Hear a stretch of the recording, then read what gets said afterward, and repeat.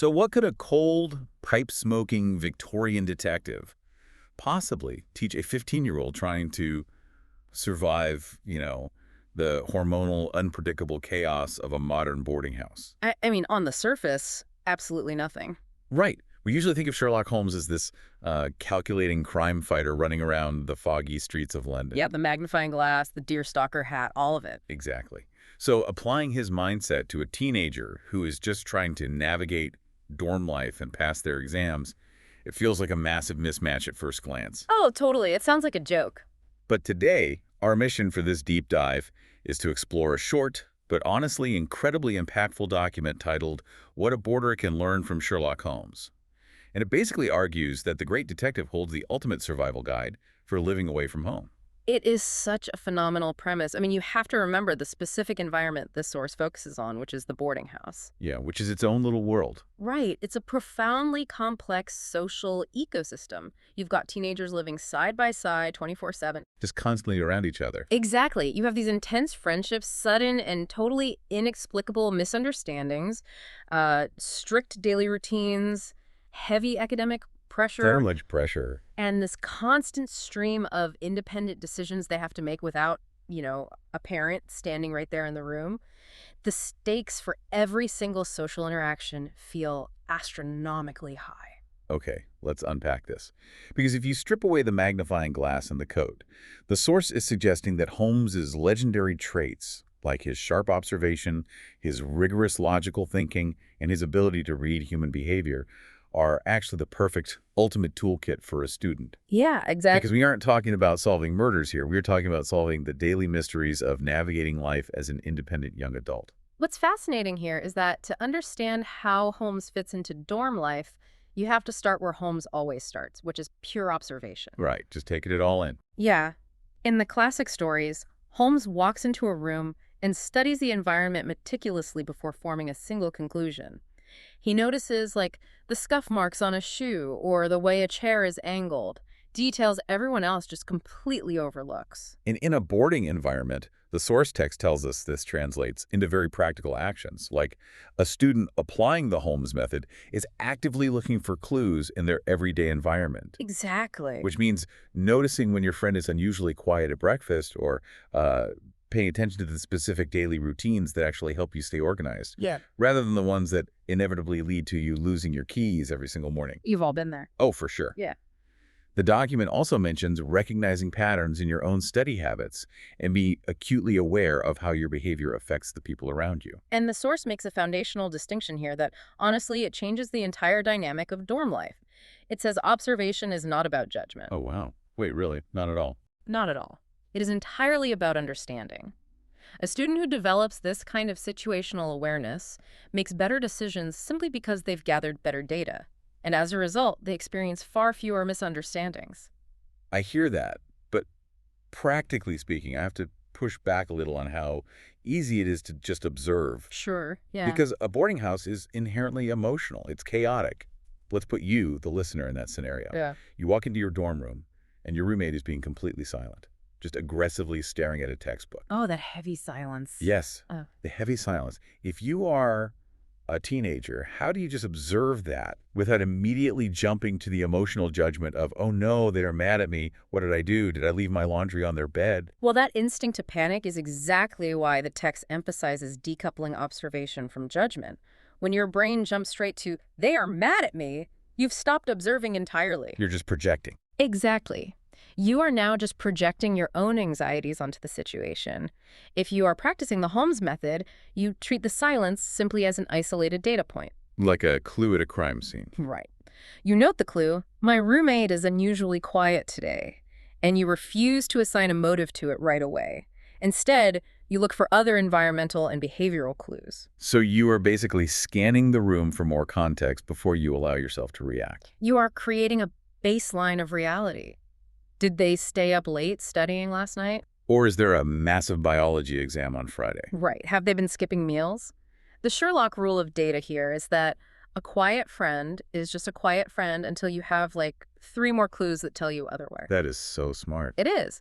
Because when you gather the data without that immediate defensive panic, you prevent massive amounts of drama before it even gets off the ground. You stop making other people's behavior about your own insecurities. And you start seeing the reality of what they're actually going through. But gathering all this observational data creates an entirely new problem for a teenager, or anyone, really.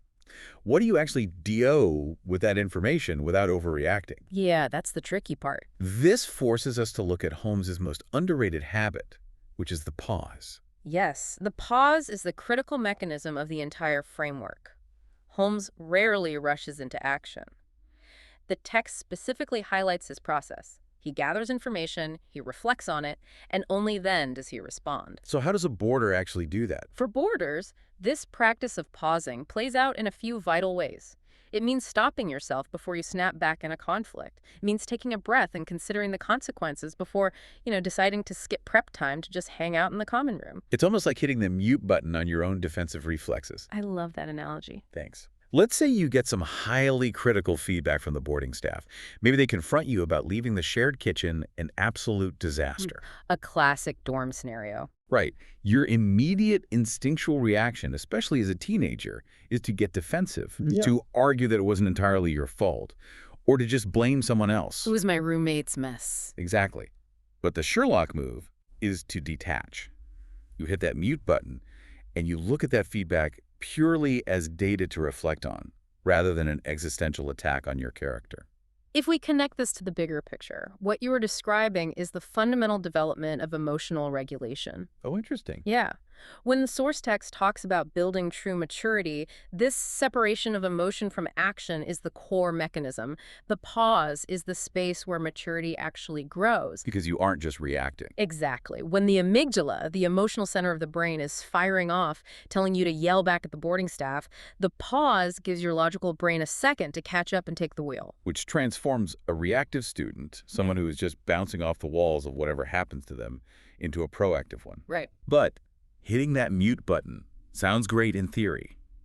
In practice, when someone is yelling at you about a messy mini-fridge, hitting pause can feel a lot like losing the argument. It feels like you are conceding. It does feel that way in the heat of the moment, for sure. But the text suggests that pausing is actually a tactical advantage. Wait, how so? Well, you aren't conceding. You are refusing to engage on an emotional battlefield where you are guaranteed to make a mistake. You're separating your emotional response from your decision-making process. Oh, that makes a lot of sense. And this Holmesian detachment isn't just a survival tool for navigating dorm conflicts either. No, not at all. The source shows how this exact same logic translates directly into how a student tackles their primary responsibility, which is academics. I mean, Holmes is the ultimate symbol of structured thinking.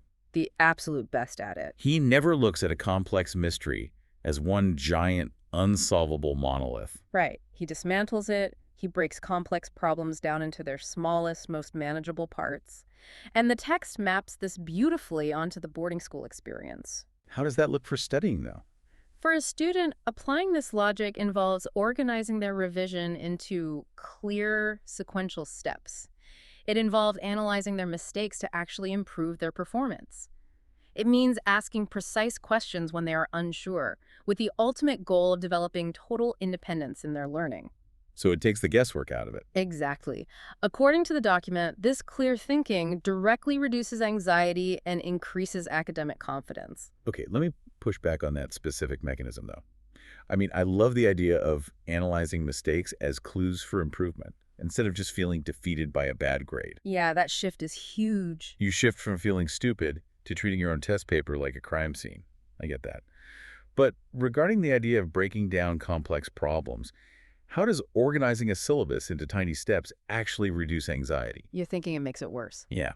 If you are already incredibly stressed about a massive history exam, staring at a list of 50 tiny individual tasks doesn't feel like a relief. It feels like you just multiply the things you have to worry about by 50. I see what you mean. It seems like it would multiply the panic, but psychologically it does the exact opposite. Anxiety usually thrives in the vague and the unknown. Okay, that's fair.